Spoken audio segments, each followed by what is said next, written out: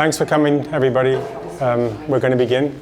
So, great. Thank you, everybody, for coming. And so I want to talk a little bit about the history of this work, the Fairfield Iconic, how it came to be, and some of the things I learned along the way, and some of the processes that might be interesting to other people who want to go on a similar journey. So early on in my digital photography career, which is around 2007, 2008, I started taking a number of classes online, and I'd studied photography before in the film days, but I was reacquainting myself with the digital age. And one of the early articles I read was from a man called Ken Rockwell, and it was about the use of themes to drive your photography. So when you go out, you're not just shooting anything. It's okay to go out and shoot anything, but he said, have some themes in mind, and then collect images for your themes. And in those early days, I had several themes, but usually they were like where I was living. Like I was living in Vedic City was one theme, and I was there for a while. That was my main theme, and then downtown Fairfield was another theme. And I had some other themes. They might have been nature, flowers, or rural Iowa.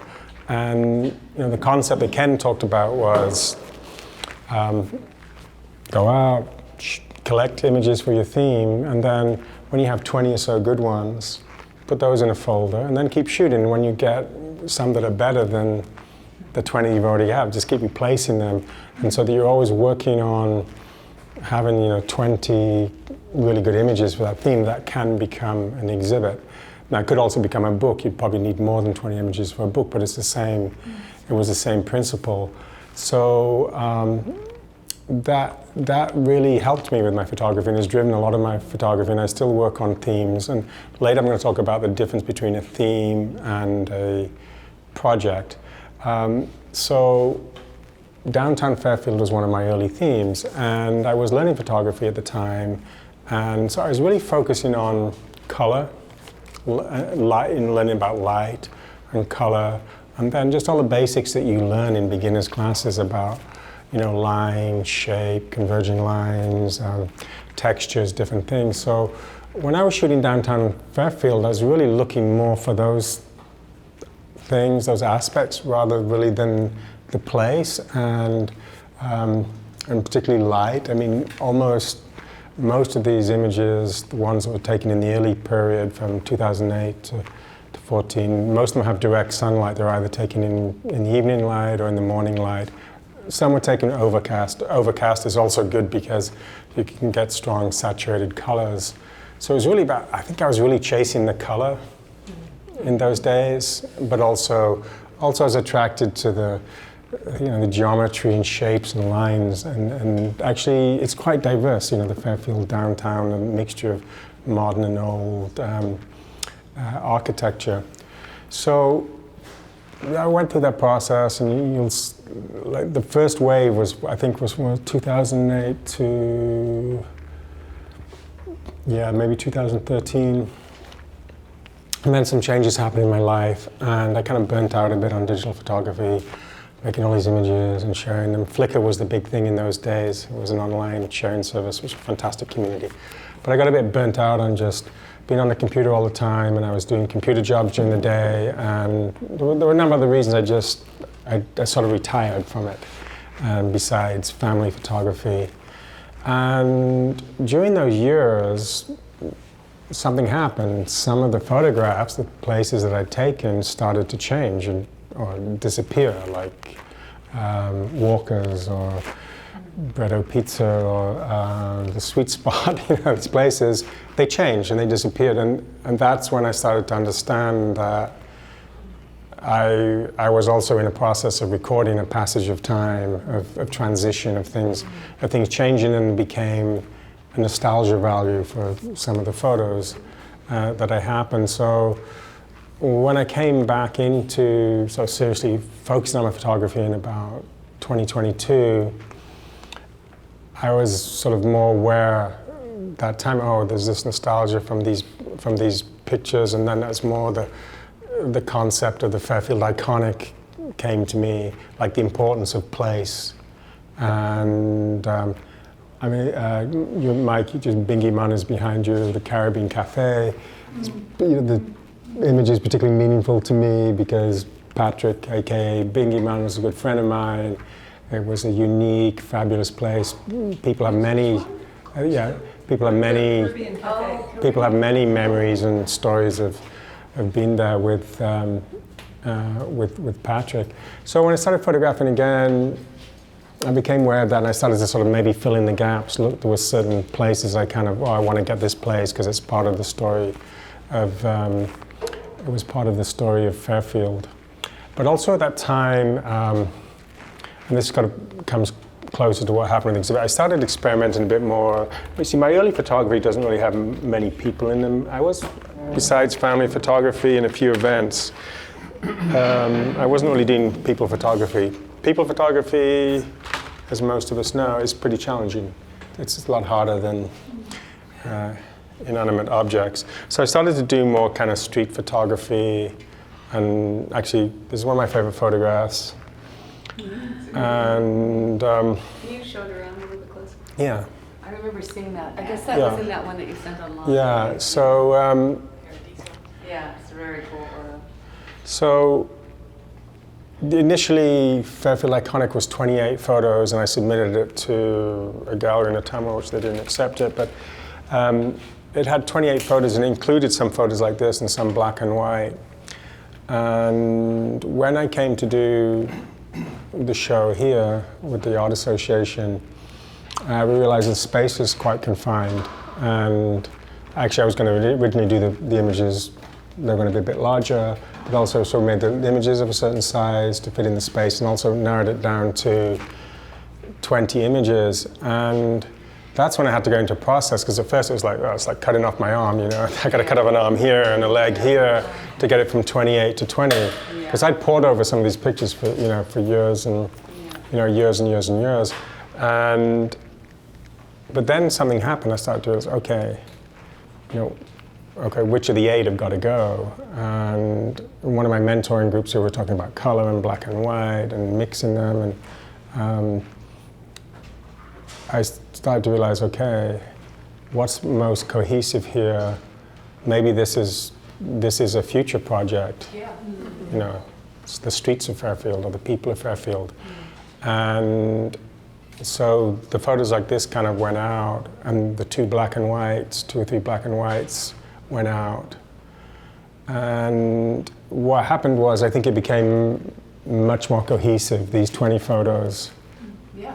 These 20 photos work together. It's not that it would have been terrible to have, you know, this in, but it's a different departure. And it's also part of the story that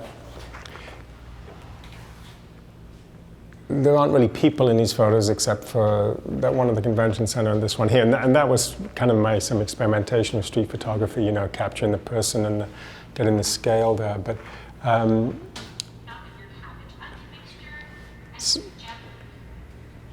so now I just lost my place there. Yeah, so place. So these are places, you know, they're just buildings, but they're places where people lived and had community, like I talked about Bingy Mans, and people have told me about Bredo Pizza, how high school kids, when they had tractor day and they drove their tractors to high school, and then at the end of the day, they all drove their tractors to Bredo and had a pizza. And I started to hear these stories, you know. And then I heard from somebody, their grandmother worked at the Fairfield Glove Factory. And then at Red Rock Tavern, somebody told me that she met her husband there. And I started to understand, this was from sharing these photos on Facebook, started to understand the importance of place to people. And then when place no longer exists as it is, the Red Rock doesn't exist anymore. And then it becomes this nostalgia and the memory. And so even though there are no people in these pictures, really, it's about people. So I wanted to talk a little bit about projects versus themes. And so originally, at the beginning of the talk, I mentioned I started with a theme, and one of this came out of the theme of downtown Fairfield. But I'd say Fairfield Iconic is a project. Whereas originally the theme was Fairfield downtown, but the project is Fairfield Iconic. So themes can become projects, and I don't think we always know where a theme is going. And I got themes that never became projects. I've still got themes I'm working on now will probably never become projects. I do study a lot some of the great photographers, and I think some of them really nail down projects. They don't start with a theme and then where's it going. They really know the project. I'm trying to think like that to some extent. Plus also they have galleries, they have people waiting for them, publishers, and so they make their proposals and then they go, and it's very specific what they're doing. But I think generally that's what works for me is you start with the theme and then you see within the theme is there a project. And pretty much everybody I've talked to said even projects can change, they can change and evolve. What's your definition of a project? A project would be something that ends up as it would be a final product, like as an exhibit, a book, or a digital presentation. Some format. Yeah. Venue or. Yeah, there's a finish. But yeah. So you have a theme and then have like 5 projects underneath it where you use the same photographs in different ways? Yeah, you can, of course, yeah. I mean, that could, and in fact, in a way, I made this book in 2014, which was Vedic City and Fairfield. And some of these photos are in this book, so I have repurposed in a way, but this is more refined in the book. I think as a body of work, this feels tighter to me than the book. The book was it's called like a color image gallery of Vedic City. It was like nice color pictures. So it was 11 years later, so that makes sense. Yeah. I want to just share how long we've been speaking for. About. We've got 8 minutes. Okay, perfect. I wanted to mention Alex Soth. Yeah, Soth rhymes with both. He's a Minnesota photographer, and he's from Minnesota. What's his name? Soth, like both, S-O-T-H. And I took he's a Magnum photographer. Magnum is a collective of some of the best photographers in the world. There's only 100 people in the Magnum collective over the last 75 years. So he's world class. He's made some great books. One called Sleeping by the Mississippi, where he went down the Mississippi basin and knocked on people's doors and took their photographs. Wow. But I took his course on Magnum. You can take the courses, and I took his course on visual storytelling. And I just love this guy.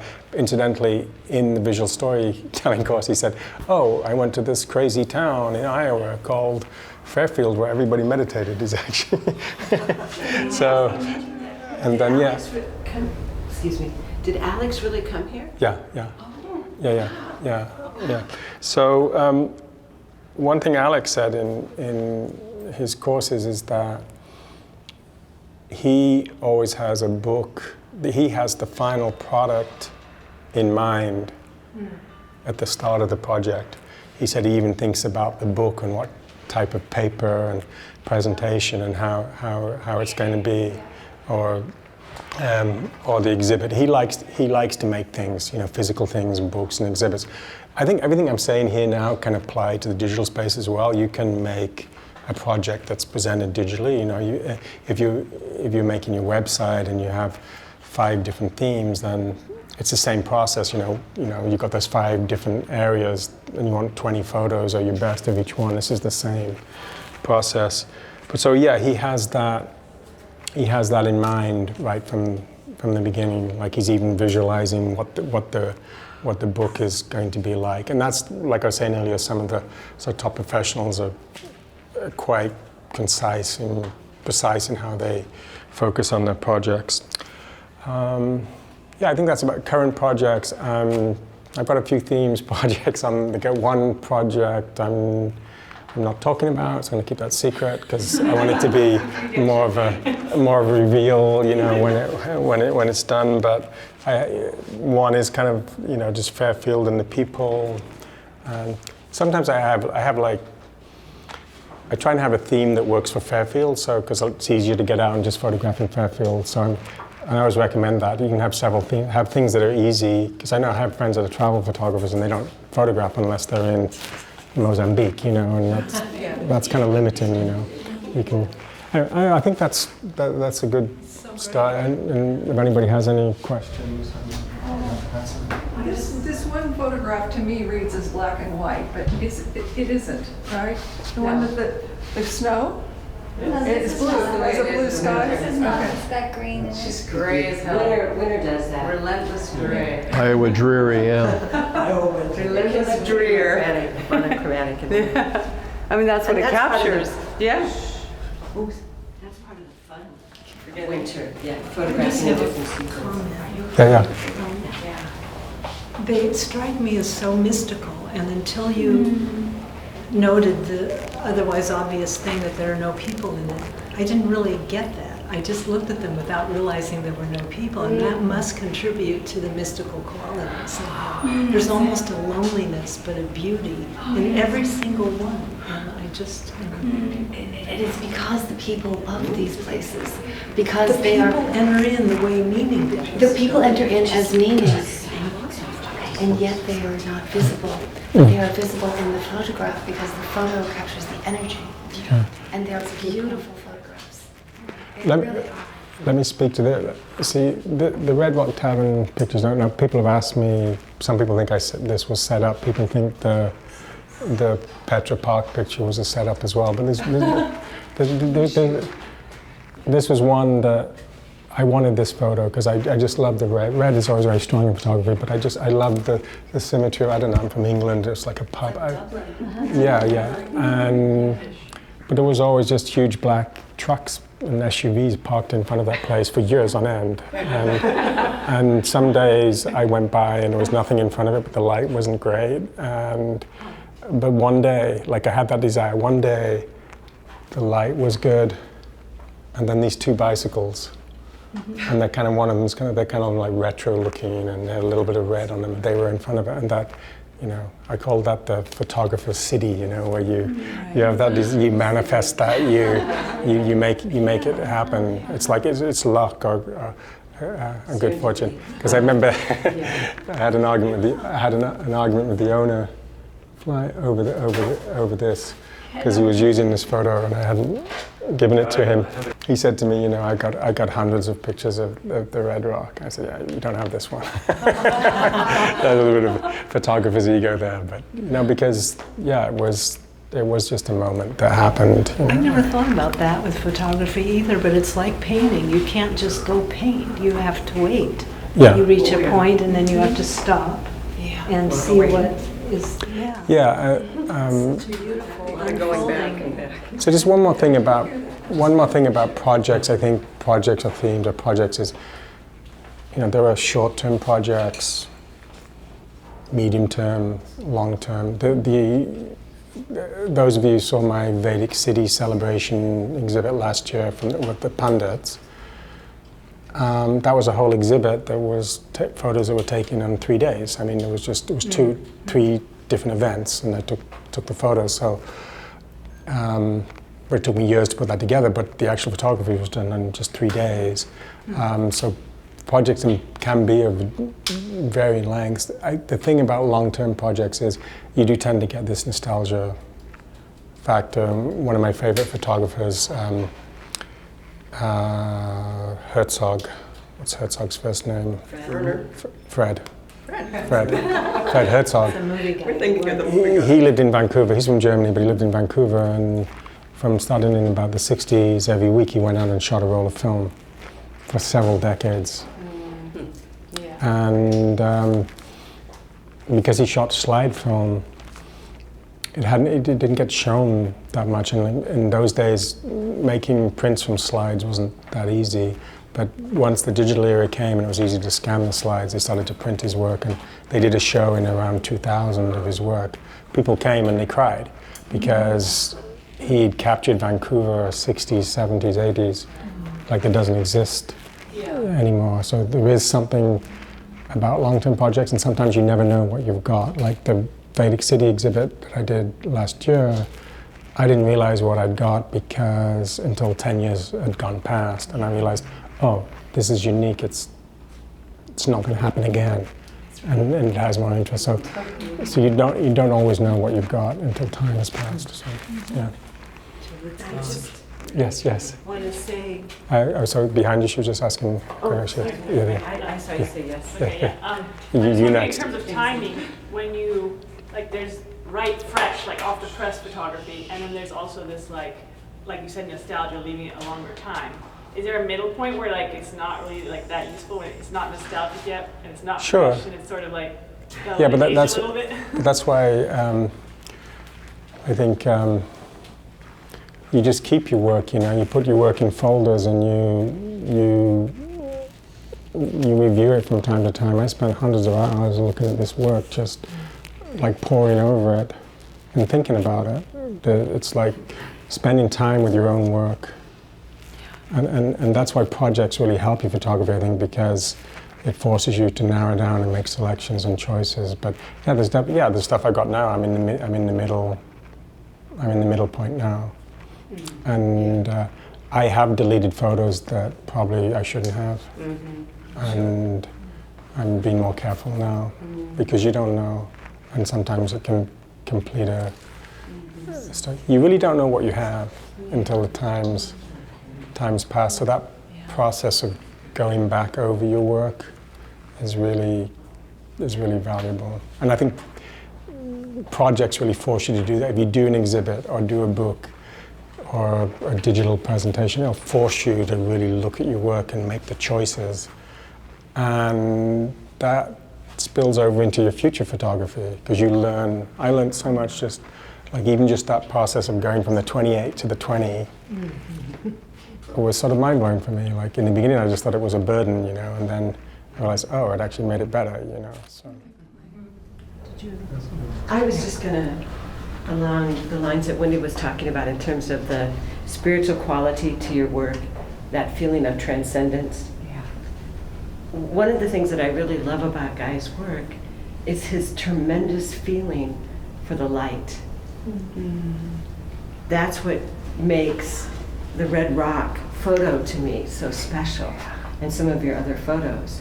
And that's not always an easy thing to do. Your sensitivity to the most perfect light. Or this one here. It's just the sometimes on the butt. Yeah. I mean, we know that as painters and as photographers, but I still really, really appreciate that in your work and what it does. Thanks, yeah. I mean, buildings can look pretty boring in flat light. Yeah, these are just buildings. Yeah. I would also like to comment about Wendy. I think you were first. Go ahead. Okay. I was going to make a comment that Judy had a talk about her show, and she said that not just what you said about the theme and the project, but the show itself teaches you about your work in a way that you had no idea. Now they're on the wall and you relate to them. That too. That's right. Because it's the loop with the people seeing it. And Not just you in your living room. And it's not stacked just up you in the seeing house. it stacked up with all those thousands of other photos that you might delete, but everybody's energetics, their light, interacting with your light. Yeah. And so listening to you talk, Guy, I'm just remembering two things that I always liked. I used to keep a quotation book, so I memorized a lot of good things. Like Brancusi said, things aren't difficult to do. What's difficult is to prepare ourselves to do them. So I would say, photography isn't difficult to do, as anybody who has an iPhone knows, but what's difficult is to prepare ourselves to do it well. And then Louis Brandeis said, chance favors the prepared mind. So I would say a good photographer is favoring the prepared eye. And then it's the eye, l'œil, like they say in French, it's the eye. It's the capacity to see that is actually what's cultivated. And it's not just in you, it's also in the people who see it. And that's why that energetic, especially in a community, like where there's really a community, not just a network, where there's really a history of human interaction, which is the ethic of care, the bond of affection, that is real. It actually activates the inanimate. It makes it come alive. And I love that observation as well, that none of these have people in them, or if they do, they're implicit, or there might be one or two for scale, but mostly it's what's left when the moment has passed. which is all that's ever left. Because as Jacqueline says, it's already leaving. It's just arising in the mirror. It's already over. So there really is a deeply spiritual, it's multidimensional quality. And I'm really grateful too. And I think you shouldn't be just in a hallway where they're telling us to shut up. If I may say so. Keep it down, I'm feisty, sorry. I'm actually grateful to be here in this space. When I created this work, at some point I thought the best place to show this work was going to be in the Fairfield Arts Convention Center because this is the center of culture of Fairfield. And I got turned down by a couple of galleries, and then when I was in the group show here and got to know everybody, then they offered me this space. So it's actually kind of like Alex says, he has his vision in the beginning and the end. My vision came to be true.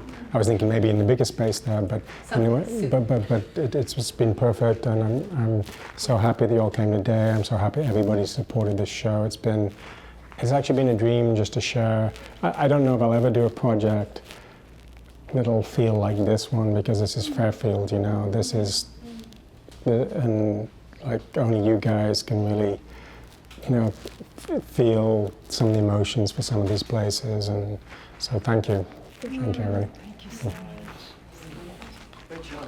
Thank you.